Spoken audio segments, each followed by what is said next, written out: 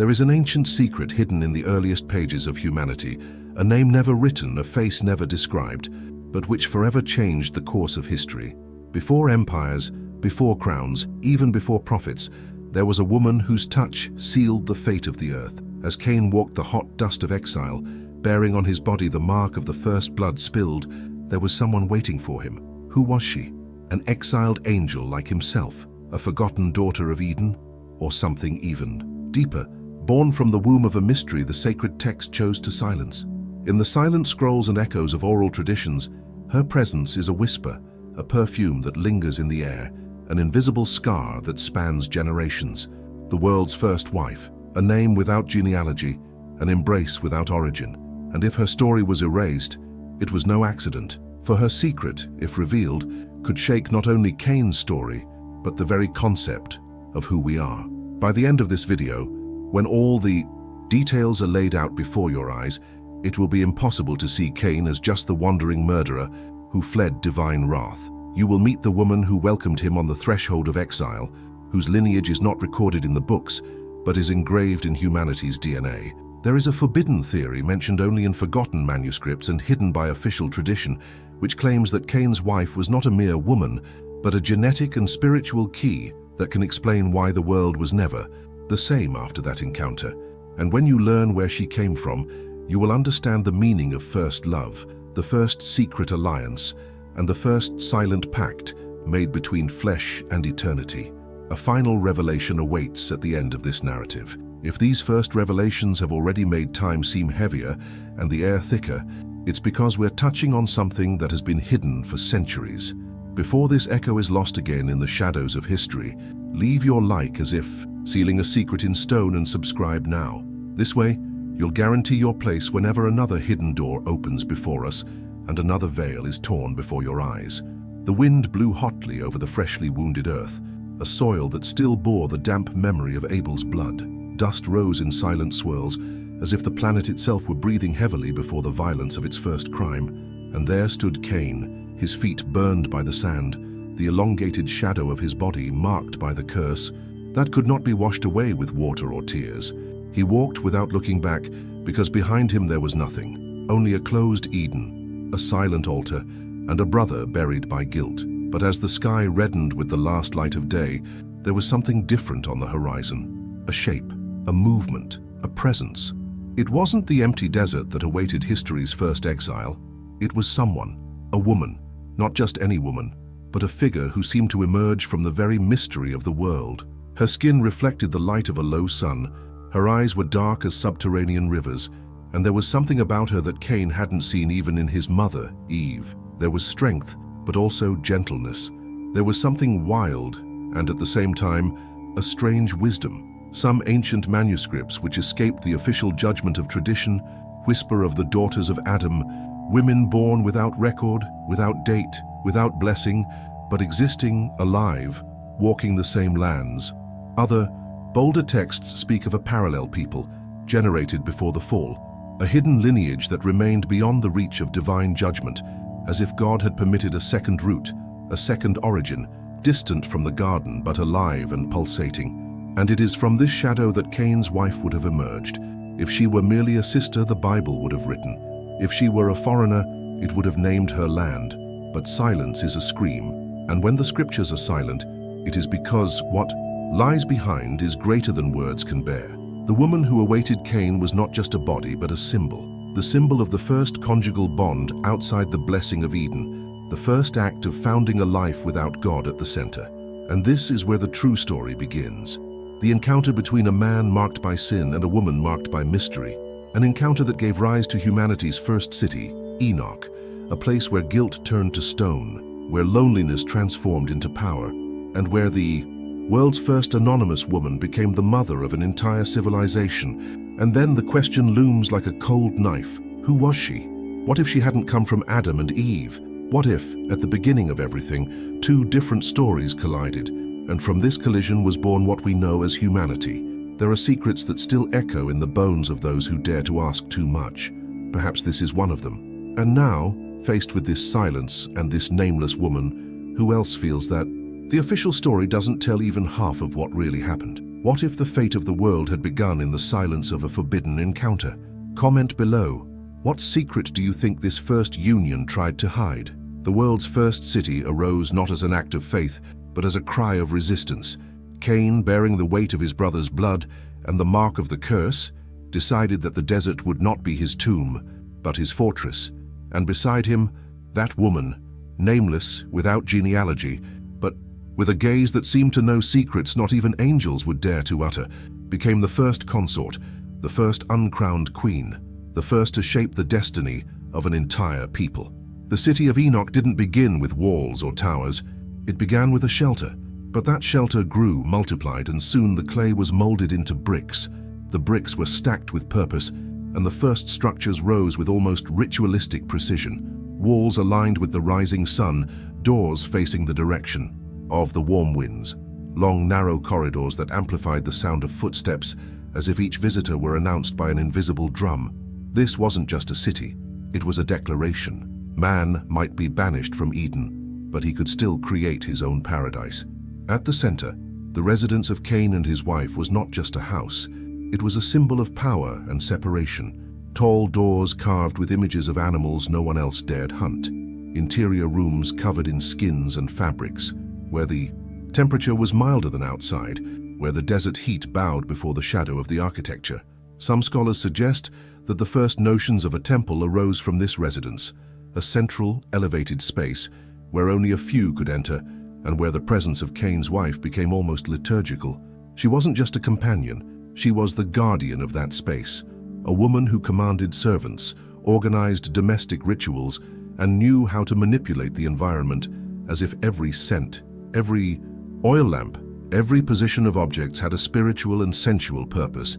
Many believe it was this woman who taught Cain to transform a simple city into a symbol of dominance, an architecture that communicated strength and at the same time, dangerous intimacy.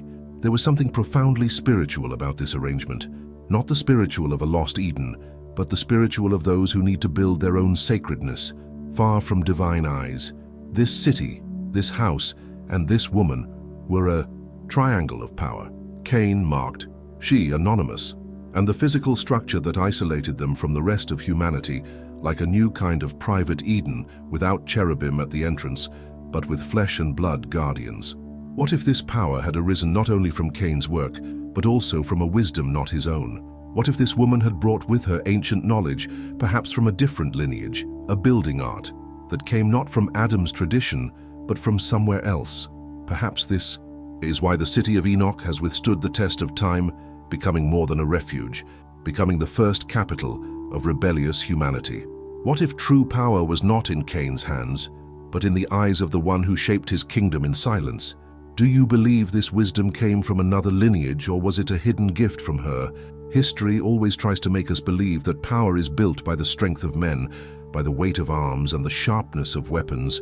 But in humanity's first city, true power was born of desire, of silent intimacy, of agreements whispered in corridors that never recorded their echo on parchment. Cain's wife was not just a wife, she was a strategist of alliances, and her body was more than flesh. It was territory, it was a seal, it was the first currency of a nascent empire. Soon other men appeared, scattered descendants, fugitives, wandering hunters, and with them came other women, women from unknown lands, some perhaps as enigmatic as Cain's own wife. These women became more than companions. They were living treaties, breathing agreements, alliances sealed not with ink but with touches and promises of offspring. The harem of the first civilization was not an act of pure lust, but of naked politics. Each new woman brought not only beauty but also a bond, a tribe pacified, a secure territory, an enemy transformed into an ally. Cain's wife remained a central figure in this labyrinth of bodies and promises. She understood early on that maintaining Cain's favor wasn't just a matter of passion, but of strategic influence. She taught the new women, selected the servants, and regulated who would have access to the founder's bed and on which nights. The first kingdom of female intrigue was born there, where every touch had consequences, and every pregnancy had the potential to alter the line of succession. And there was a disturbing detail. Ancient accounts speak of women who came from distant regions, with different languages and even strange religious customs. Some carried with them small stone idols, fragments of forgotten gods, fertility rituals that shocked the eyes of those who still remembered Adam and Eve. And Cain's wife embraced these presences, absorbing cultures, blending practices, creating a feminine mosaic that became, paradoxically, more powerful than any sword. Desire, once seen as weakness, became a political tool. Every woman was a bridge, and Cain's wife was the architect of these bridges. With her soft voice and calculating gaze, she created a network of feminine loyalties that supported the city like invisible pillars. There was no king without these women. There was no stability without these bodies that, between sheets and secrets, decided the fate of who would live or be forgotten. This is the ancestral paradox. The first woman in the world outside of Eden didn't need to take up arms to dominate. She used what has always been the most dangerous human resource: desire. And here remains the question that insists on crossing the mind. How many civilizations, even today, are still shaped more by the intimate whisper of female alliances than by the hands that wield swords? The city might be built of stone and wood, but the true seat of power lay in skin, scent, and touch. Cain's wife knew this. In a world where violence had opened the doors of history with the blood of a brother, she chose a different path, to dominate not through fear, but through ritualized seduction, through the control of intimacy. The rituals began before sunset. Servants moved silently, carrying jars of aromatic oils, bronze basins, and fabrics as soft as the night wind. Cain's wife stripped herself not only of her clothes, but also of the weight of the day, entering long baths where petals floated and the water was flavored with rare essences, perhaps brought from distant lands. Her body was anointed with myrrh and cinnamon, the scent spreading through the house like a sensual prophecy. Every detail had a purpose: to soften the skin, enhance the fragrance, create an invisible field of enchantment. Hair, styled with polished bone combs, was coated with ointments that glistened in the flickering lamplight. Nails, polished with stones, took on the subtlety of ivory. Translucent fabrics were chosen to match the color of the fire in the room, casting light and shadow in a controlled dance. It wasn't just aesthetic, it was a spiritual preparation, a silent invocation of ancestral forces that united body and soul in a single goal: to conquer and maintain power. There are reports that these practices did not arise out of nowhere. Some manuscripts, now considered apocryphal, speak of the knowledge of the daughters of dust, a body of knowledge about anointings, perfumes, and enchantments inherited from an unknown female lineage. Could this be the origin of the wisdom of Cain's wife, a tradition that predated Eve, or one that flourished alongside Eden? The intimacy between her and Cain wasn't casual, it was theatrical. The bedroom wasn't an ordinary space, but a stage. Geometrically arranged pillows and fabrics created a kind of inner tent, hiding the outside world and transforming the encounter into an almost liturgical act. Seduction, for this woman, was a liturgy. Every gesture, every touch, every glance had a purpose: to consolidate power, nurture alliances, neutralize threats. These rituals were more than a way to please Cain.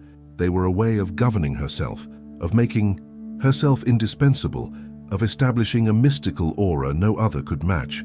While other women vied for attention with words or gestures, she dominated through meticulous preparation, through silence charged with meaning, through sensuality elevated to a spiritual art. And can you feel the weight of this discovery? That perhaps the world's first throne wasn't a stone chair, but an anointed body, perfumed skin, a gaze capable of transforming guilt into devotion. If the city of Enoch was the physical body of Cain's power, his chamber was the secret soul of that domain. It was no ordinary space, it was a temple, a place built not just for rest, but for transforming desire into authority. Cain's wife understood early on that true government lay not merely in walls or weapons, but in the ability to transform a simple, intimate encounter into an act of profound enchantment, where body, mind, and spirit surrendered to her presence. The walls were covered with fabrics dyed in deep shades of ichi, red and purple, rare colors that required elaborate processes and skilled labor.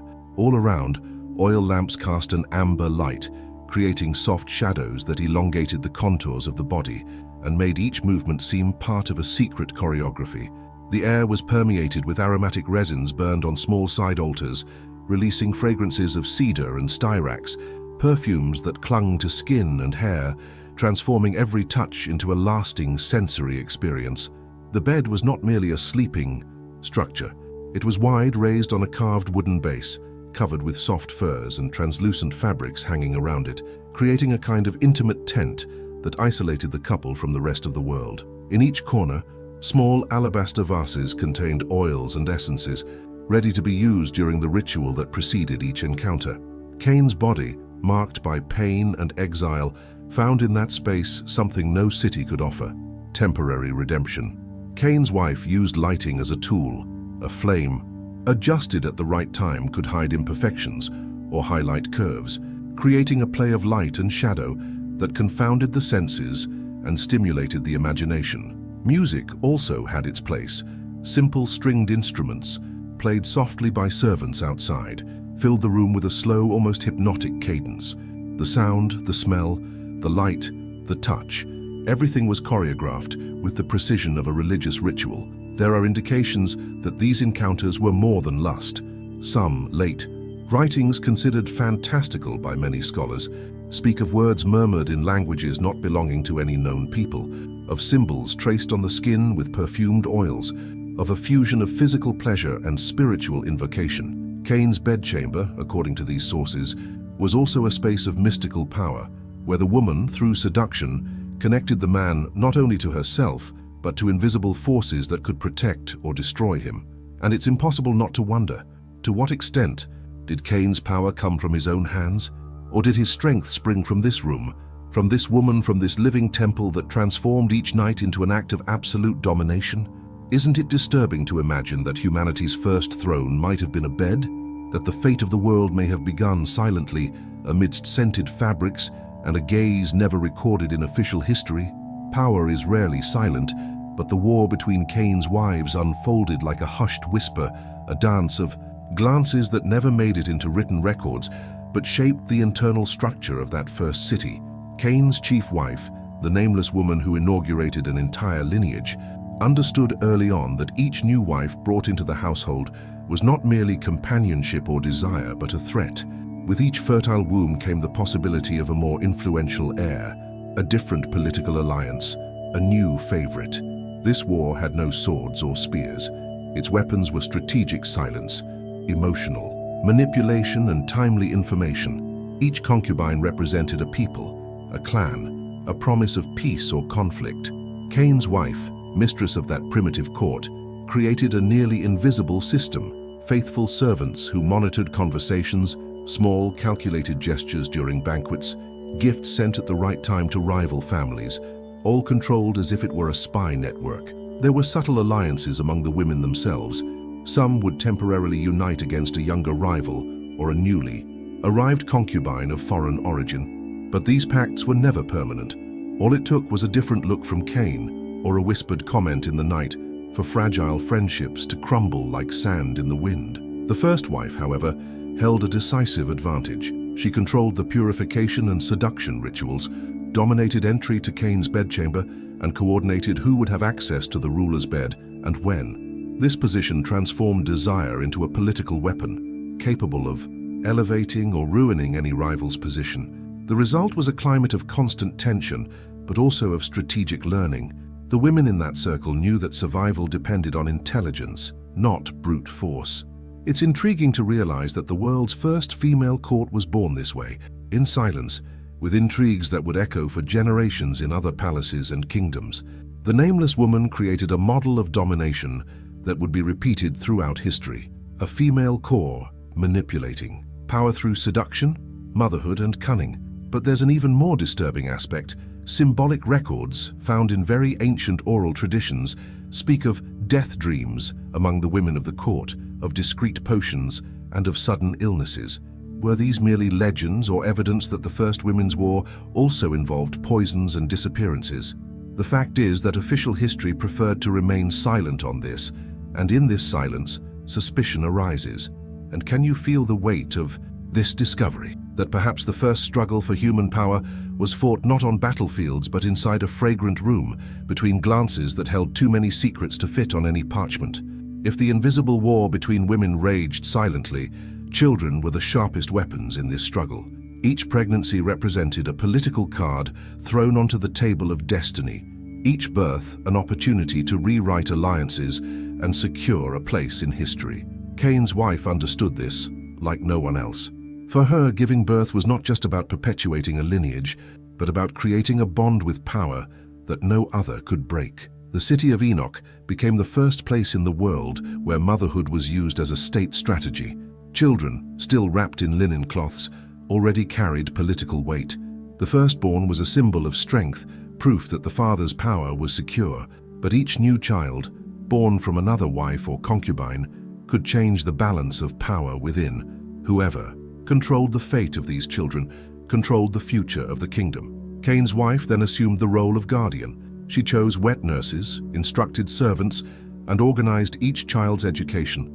The first notions of rudimentary writing, hunting, and agricultural organization all passed under her watchful eye. But it wasn't just about teaching. It was about forming emotional alliances with these children from the cradle, molding them so that they recognized her not just as a mother, but as the central figure of the entire system. Even the children of other women were in some way influenced by her presence. The city's banquets revealed this subtle dynamic. The children seated in places of honor, the mother's watchful eyes, the veiled tension over who would inherit Cain's place. The firstborn son of the unnamed woman carried a special weight. He was not just a descendant, he was the first living proof that the condemned exile had put down new roots. But this primacy needed to be defended daily as rivals through their own children sought to undermine the heir's position. There was also a profound spiritual aspect. Some records from parallel traditions speak of womb blessings, rituals performed secretly, where mothers would touch their children's heads with oils or make symbolic inscriptions on their clothes, asking the gods, or something before them, to protect that small body destined for power. Cain's wife, guardian of these secrets, supposedly knew ancient formulas, words of uncertain origin, used to spiritually seal the position of her firstborn. In the end, these children weren't just children, they were pawns in a game of succession, living representations of political factions, their futures in dispute before they even walked. And when we consider that all of this began with the first union outside of Eden, a question looms large. Has the fate of the world always been tied to the decisions of invisible women, shaping their heirs long before they held any crown? The city of Enoch, though a symbol of human power, carried something deeper than architecture and family alliances. It carried a new kind of spirituality, not the one inherited from Eden, centered on the God who walked with Adam in the cool of the afternoon, but a bold and dangerous blend of beliefs. Each woman who entered Cain's house brought with her fragments of a different spiritual world, small stone idols, bone amulets, symbols engraved in rough metals, songs that invoked ancient forces. The unnamed wife, far from rejecting these elements, embraced them with disturbing intelligence. She allowed each woman a small, reserved space, a hidden altar in the chambers, where they could perform their own rituals. The result was a spiritual fusion unlike any other, a primitive syncretism, where the blessings of Adam's God mingled with fertility cults, invocations of the spirits of the dead, and esoteric symbols. Cain's bedroom, which already functioned as an intimate temple of power and seduction, now also became a space of spiritual convergence. There were nights when the scent of resins mingled with soft chants, almost laments, sung in different languages. Some of these practices were described centuries later as abominations, but in those early days they were simply human attempts to control the unseen, to ensure prosperity, fertility, and victory in a hostile world. Interestingly, all of this happened far from the eyes of the God who had marked Cain, or perhaps in front of him, but without any permission or blessing. Cain's wife seemed to understand the power this entailed. By allowing these secret cults, she united her concubines for a spiritual purpose, creating an invisible pact between rivals. If Cain's bed was the tool of physical power, these rituals were the tool of metaphysical power. Some scholars venture to say that it was in this environment that the idea first emerged that man could mold the gods in his image, and not vice versa. This forbidden mixture carried risks. Oral traditions speak of strange omens, animals born with deformities, fields that bloomed too quickly and then died within days, people reporting dreams of luminous figures watching the city from afar. as if something sacred had been desecrated. Others swore they saw lights in the sky and shadows moving disembodied, signs that the spirit world was responding to human boldness. And isn't it uncomfortable to imagine that the first human civilization began with a secret pact, not just between bodies and desires, but between different gods, powers that should never have met? That perhaps, in an attempt to create a new life far from Eden, Cain and his wife began a dangerous tradition, that of shaping the divine according to human convenience. Every human construct born of guilt carries a hidden price. The city of Enoch, despite its rudimentary beauty, the sensual power of its court, and the political intelligence of its alliances, began to crack from within long before any enemy raised a sword against it. The seed of its downfall was planted in the very hearts of those who ruled it. The pleasure that had become a tool of power began to consume those who wielded it. Cain, once marked by remorse and loneliness, became dependent on that temple of seduction. The nights that were once planned, almost liturgical rituals began to transform into unbridled excesses. The exiled king was now a slave to his own desires, and the nameless woman, once a silent strategist, saw her influence fragment in the face of increasingly violent internal disputes. The concubines, fueled by an atmosphere of rivalry and fragile alliances, began to act on their own. Minor poisonings were whispered in the corridors. The disappearance of loyal servants generated hushed murmurs. Oral accounts tell of children who died young, not by accident, but by the work of unseen hands, heirs eliminated before they even had a chance to claim the throne. The people, initially fascinated by the city's apparent prosperity, began to grow suspicious. Farmers complained of ever-increasing taxes. Artisans felt they worked more to maintain the elite's excesses than to support their own families. Architecture, once a symbol of pride, became a constant reminder that Eden was lost and would never return. Spiritually, the city sank into an invisible swamp. The mixture of gods and forbidden rituals began to generate fear. Some claimed to hear screams at night coming from secret altars. Others swore that shadowy figures walked the edges of the city, and that Cain's gaze grew increasingly empty, as if he were a man alive only in body. What was supposed to be redemption, a new beginning after his brother's murder, became an empire of unrest where pleasure became vice and the sacred commerce. Cain's wife, sensing this corrosion, intensified her seduction rituals and feminine pacts, but this only accelerated her downfall. The more she tried to control the chaos, the more it expanded like sand slipping through her fingers. The invisible war between the women reached its peak, and Cain, the man who had killed out of jealousy, was now a prisoner in a palace where every glance hid a blade. And when the sacred is contaminated by excess, the end ceases to be a distant possibility and becomes a shadow that walks side by side with the living. The city of Enoch, so young and so bold, already bore the harbinger of ruin. And don't you feel a shiver when you imagine that the first downfall of a civilization came not from without, but from within, fueled by desires that seemed harmless? Enoch's downfall was not announced with trumpets or wars. There were no armies surrounding its newly erected walls, no messengers bearing threats. The downfall began from within, with the same woman who had once transformed a branded exile into a ruler. The nameless wife, the one whose presence had shaped the destiny of Adam's first son, carried within her a secret that official history never dared to record. Some ancient manuscripts, fragmented, erased by time and later religious censorship, mention a different lineage, a people parallel to that of Adam and Eve, a people who were never in Eden, who walked the earth even before the fall, living under their own rules unmarked by the original curse. The woman who received Cain after his brother's murder would be a descendant of this lineage. If true, she was not just a wife, she was a link between two distinct human histories. Cain's encounter with her represented not only the founding of a city, but the fusion of two different natures, one bearing the guilt of spilled blood, the other bringing an ancient power, unmarked by expulsion from the garden. This union would explain why the first city prospered so quickly, as if it had been built with knowledge Cain could never have possessed alone. But it would also explain the spiritual darkness that enveloped everything that emerged from it.